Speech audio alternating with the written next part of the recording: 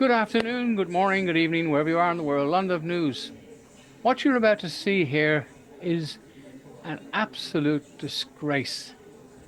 Now, this reminds me of the days when I was in a union and we'd make there'd be an organized time, say 7:30 tonight in such and such a place, and you go to the union meeting. You turn up there at 7 o'clock, spot on the correct address, and you'll find that they had the union meeting half an hour earlier at a different venue.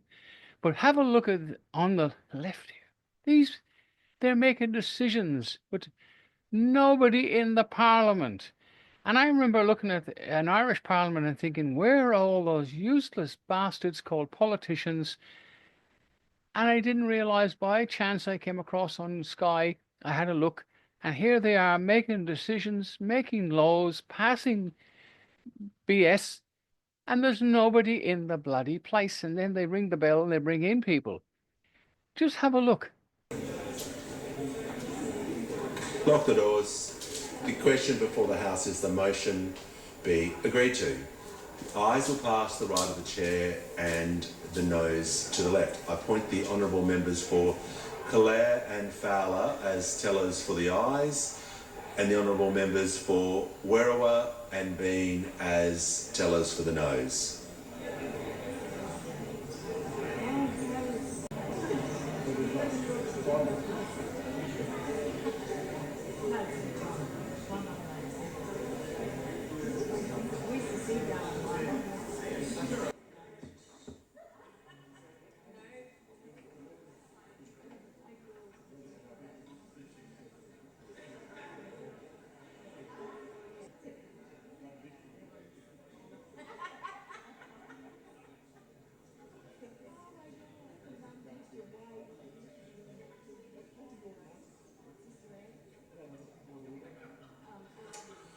The result of the division is ayes 12, noes 43.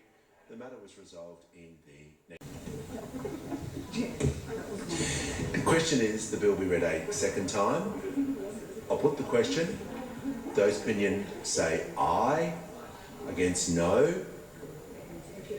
I think the ayes have it. And I call the clerk. Second reading, a bill for an act to amend legislation relating to electricity infrastructure and for related purposes. They're all sitting around. And then you're going to see another absolute excuse for a human being, in my personal opinion, a Greens, the head of the Greens. He's going to read he's going to read a bill for I think it's the second time in relation to the electricity charges. Now here's this guy, and there's nobody in the parliament, and they're making decisions, they call in people to vote, and when they all turn up, just have a look. Is that the Liberals will stop at nothing to attack renewables. And we have seen this in the past, where they used every opportunity to try and get rid of the Australian Renewable Energy Agency, as well as the Clean Energy Finance Corporation. Those two agencies have driven huge investment in renewables in this country and given great confidence to the renewables industry, which we know we need to grow if we're to get out of coal and gas, which the scientists are telling us we must do if we're to have any chance of tackling the climate crisis. What we also know is that the Leader of the Opposition's dangerous nuclear fantasy is a ploy to extend the life of coal and gas in the system and threaten investment in renewables. We've even heard the Leader of the Opposition say so himself, that under his dangerous fantasy of a plan, that coal and gas will have to stay in the system for longer, because in many respects that is what his agenda is all about. And we know that the opposition's energy policies have been written by the coal and gas industries, because they know now that renewables are not only the best way of cutting emissions, but they're the cheapest form of electricity, right? That they know that they're the cheapest form of electricity. I'm reluctant to interrupt the Leader that's going to Green, but we are in consideration in detail. He has moved capacity investment amendments to the Schedule 2 Capacity Investment Scheme program. He'll need to confine his remarks to the detailed amendments that he's moving, not a general debate. I understand that, Speaker, and that is exactly what my amendment goes to. This is exactly what my amendment goes to. Because we have seen, we are on clear notice now, not only historically, having seen the Liberals, when they are in power, do everything they can to attack renewable energy, but we are now on notice that this Leader of the Opposition will do everything he can to slow down investment in renewable energy and storage in this country. So the amendment that I am moving will enshrine the government's capacity investment scheme in law in order to oblige the next two governments to meet the 32 gigawatt by 2030 renewables and storage target, which is made up of 23 gigawatts of renewable generation and 9 gigawatts of clean dispatchable energy. So we know we need these protections in law because we know even now, even from opposition, the Leader of the Opposition's announcements are designed to threaten the unstoppable growth of renewables in this country by giving public support to coal and gas. It should be the other way around. Public money should not be going to prop up coal and gas or nuclear. The support that is needed is the support that is going to drive down emissions and also deliver people the cheapest electricity, which is renewables backed by storage. So the Greens for a long time have called for a renewable target and a storage target to be enshrined in law, to give the industry the certainty that it needs and to ensure that we make the shift in an orderly and planned way that drives down the cost of electricity and that also drives down our emissions. Now, the capacity investment scheme put forward by the government, not necessarily the way that we would have done it, but a scheme that is going to assist with that transition. And so we've given it our support. And what this will do is essentially Dutton-proof that scheme, or Leader of the Opposition-proof that scheme. Order. Withdraw. It will ensure that that scheme is protected in law. And as I said, Mr. Speaker, we know from history that Liberals will stop at nothing to attack renewables and storage and to try and direct public money into coal, gas and now nuclear. We also know that if there is protection in legislation for good measures, like ARENA and the CEFC, we saw with ARENA and the CEFC, then they can be protected and industry can be given certainty. And we know what the Leader of the Opposition's plans are for the future and that he is trying, even from opposition, where I hope that he stays for a very, very long time, to stop the growth of renewables. These amendments will give the industry support they need by safeguarding and enshrining protection for support for renewables and storage. The question is the amendment be agreed to. I'll put the question. Those opinion say aye. Against no. I think the ayes have it. Noes have it. Division required. Ring the bells for 4 minutes.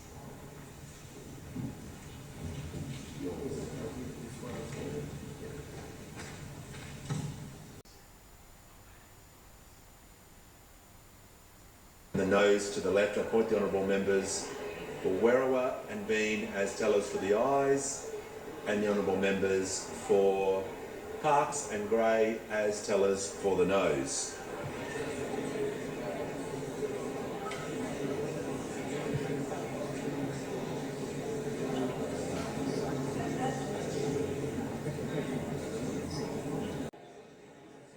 Now here we go. They've just read the bill and now they're going to come along and they're going to read it for the third time. And there was nobody in the Parliament. And when they turn up, if you have a look again, you'll see there was quite a lot of the Labour Party. On the Labour Party side, there was quite a lot of people. But on the Liberal side, there was a lot of empty spaces. And we, the people, are so stupid we keep voting Labour in. Look at Werribee recently. They just, thank God there was a lot of people who changed their mind out there. But immigration has changed Just like the unions, branch stacking has made it very hard for Australians to get anything. It's disgusting, and how this Parliament is an example of how these bosses are getting paid for doing nothing.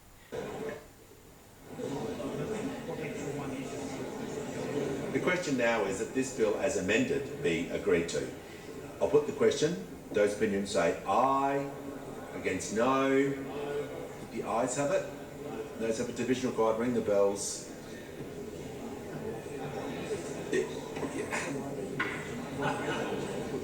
Ring the bells for 1 minute.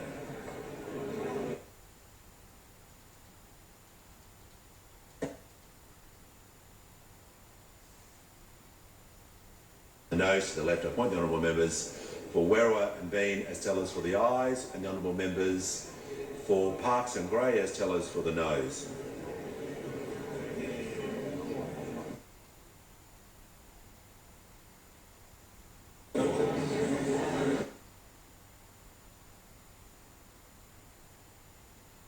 Thanks, Mr. Speaker. I ask leave of the House to move the third reading immediately. Is leave granted? I'll give you a call to member for Petrie. Yes, leave is. This is where we got stuck here. Order. The result of the division is ayes 86, no 50. The matter was resolved in the affirmative. This bill has been agreed to, and I'll give the call to the Minister for Climate Change and Energy. Thanks, Mr. Speaker. I ask leave of the House to move the third reading immediately. Is leave granted? I'll give you a call to member for Petrie. Yes, leave is granted. Give the call to the Minister for Climate Change and Energy. Thanks, Mr. Speaker. I move that the bill now be read for a third time. I'll put the question. Those opinions say aye, against no.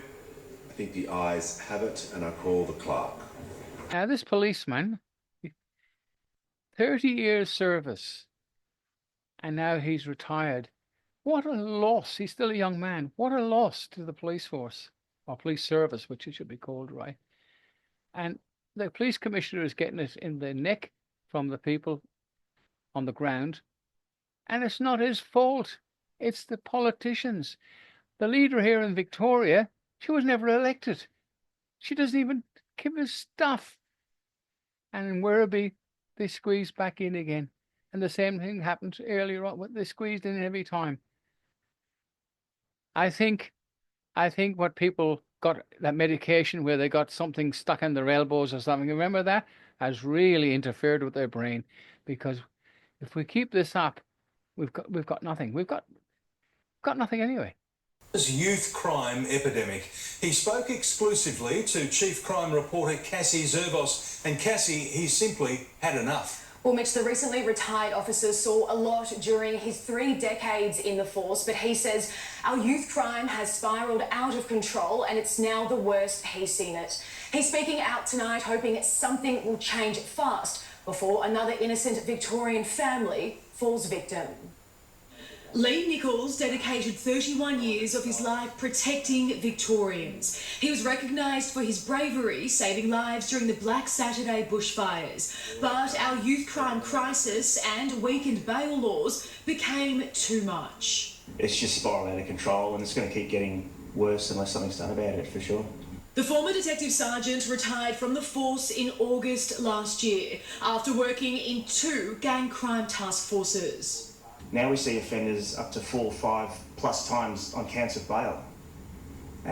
There's just no deterrent for these kids. There's no consequence for their actions. I've dealt with some very serious violent offenders who are 13, 14.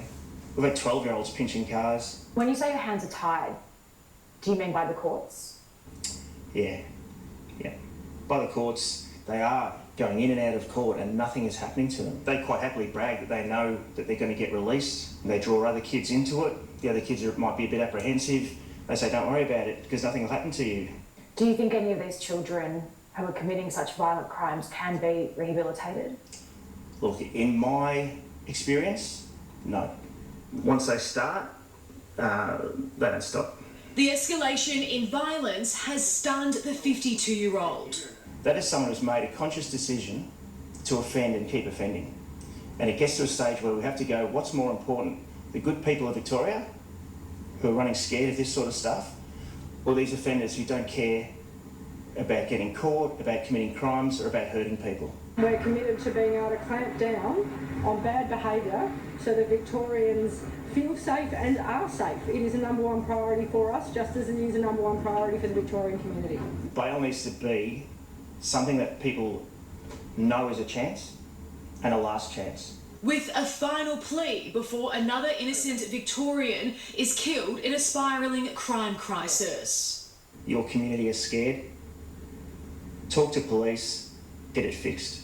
Cassie Zervos, 7 News. In America, we got Donald Trump, and he's only in there a few weeks, and he's changed so much. The politicians here haven't got the intestinal fortitude of a mouse, except the Libertarians. We got that chappie here in Victoria, he's pretty good. Well, we got Pauline Hanson and Malcolm.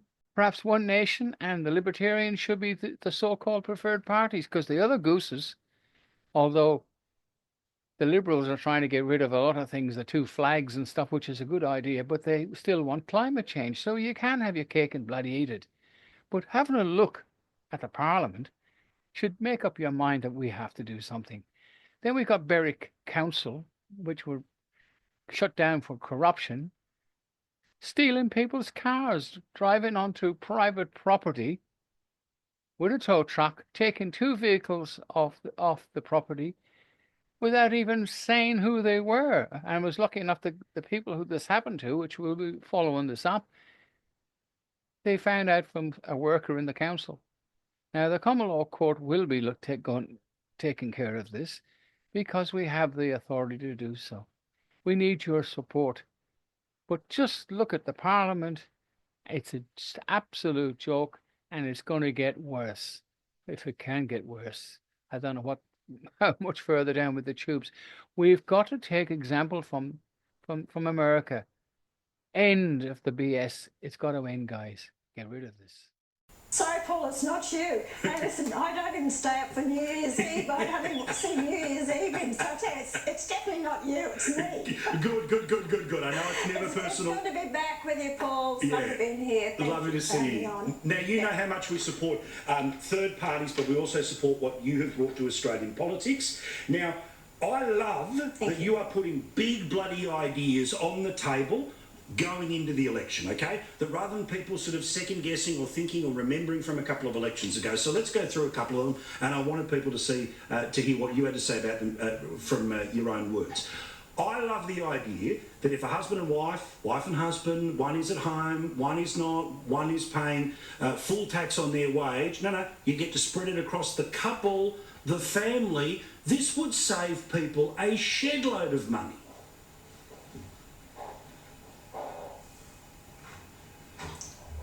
What do you think, Pauline? What brought you to this one?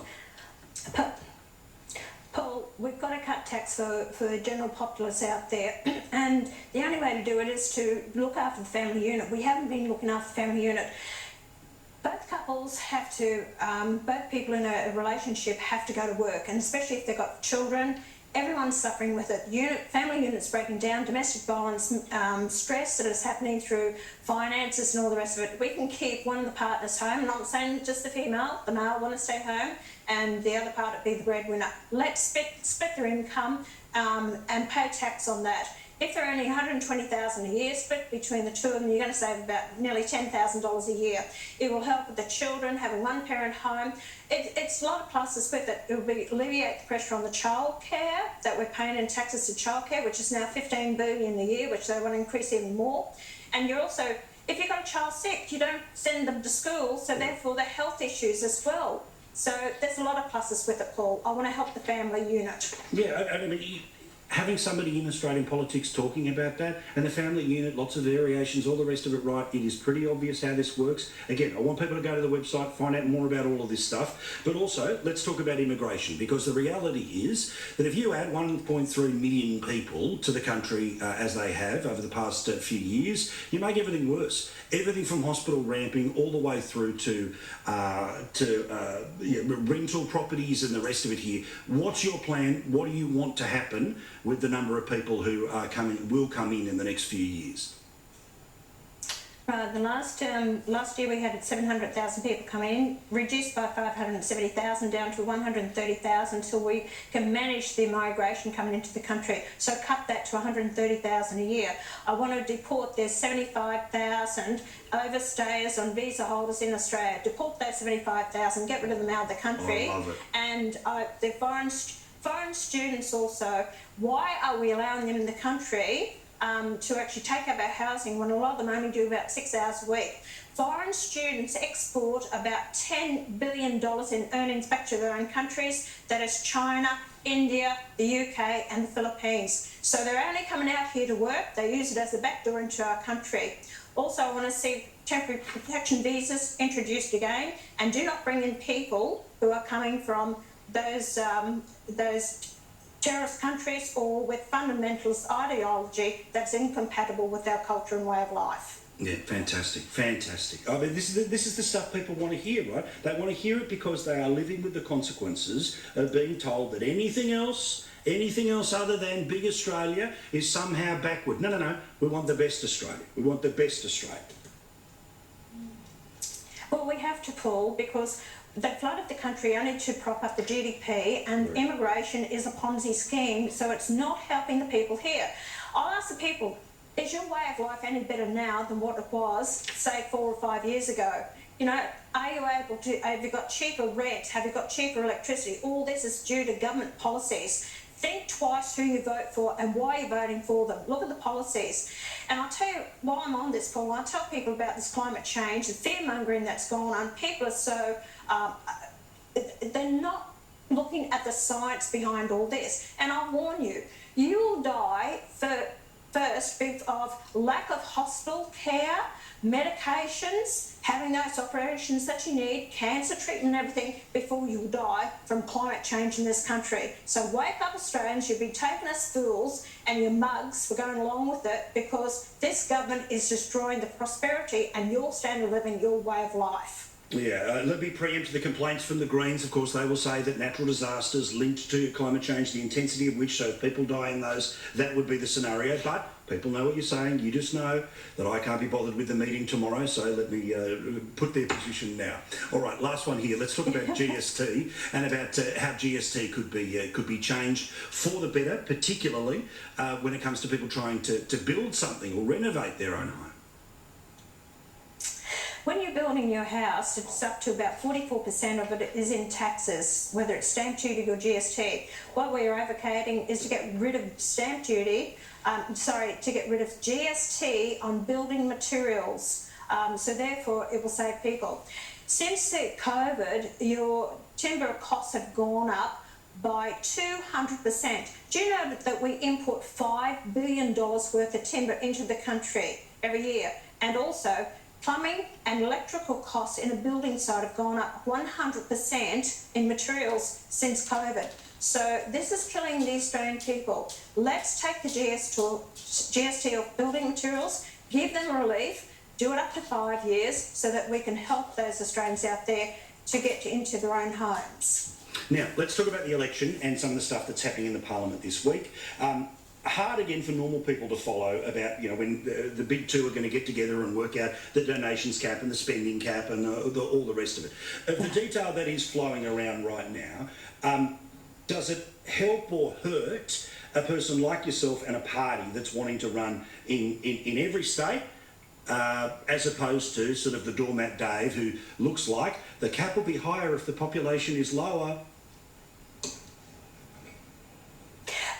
Paul, I think this is a snatch and grab by both sides' politics, the coalition and the government, because I think what they're saying here is that they want to pay themselves for every sitting member of Parliament in the lower house $30,000 a year compliance cost, plus also in the Senate $15,000 per sitting member.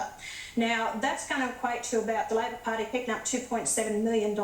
On top of this, they're raising the per vote by $5 per primary vote. The number one vote is going to give everyone $5 per vote. On top of this, they get the donations, which they're saying cutting back. I don't trust them because, you know what? Through the back door, the unions can donate monies to them. They reckon they're reining it in. So I've got a lot of problems with this, but it's been backed by the major political parties. They're going to pass this on the floor of Parliament. So there's compliance costs. Paul, they changed the rules for a lot of the farmers, businesses and people out there who had to comply with their rules and regulations. Did they get compliance costs paid for by the government to set up their tax agents or accountants or the rest of it? No, they didn't. So why are we allowing the political parties to pay themselves compliance costs for their members of Parliament?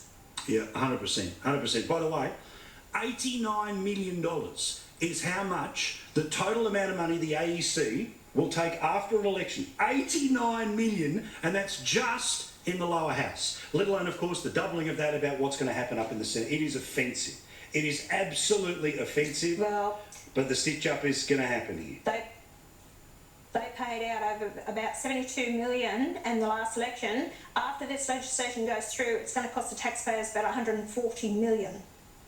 Anyway, London News signing off. Thanks for watching, guys. Please share the flaming thing. Support the Common Law Court, the Sheriff's Office, which is independent, elected by the people, does not need the so-called government. And forget the fact that you're a person. If you're a person, you're a mug. You're owned and controlled. Get yourself a common law ID card. It's got the post office barcode on it. You'll see it on the YouTube channel. Get that, and don't be a person anymore. Let's get away from these criminal politicians. They've already destroyed our lives. So, and you've got kids and grandkids. Are you going to let it happen to them? Yeah, in most cases, yes, because apathy. So bad. Anyway, on the news, sign off. Thanks, guys. I'm doing my best, and I hope to do a bit better. Bye for now. It's outrageous. It truly is. All right, man.